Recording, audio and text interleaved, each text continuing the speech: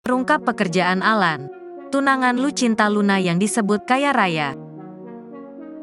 Untuk membuktikan bahwa kisah cintanya bukan omong kosong, kisah cinta Lucinta Luna dan Alan memasuki babak baru. Tidak jarang warganet menyebut bahwa Alan mirip seperti boneka. Ketika tampil dalam program Pagi-Pagi Ambyar, Lucinta Luna sempat membongkar awal kisah dirinya bertemu dengan pria yang berasal dari Ukraina tersebut. Diketahui, Lucinta Luna pertama kali bertemu dengan Alan ketika dirinya berlibur di Bangkok, Thailand. Untuk diketahui, Alan sendiri berprofesi sebagai seorang model di salah satu agensi di Bangkok, Thailand. Lucinta Luna juga disebut sempat mengungkapkan di Instagram bahwa sang calon suami itu adalah pria kaya raya.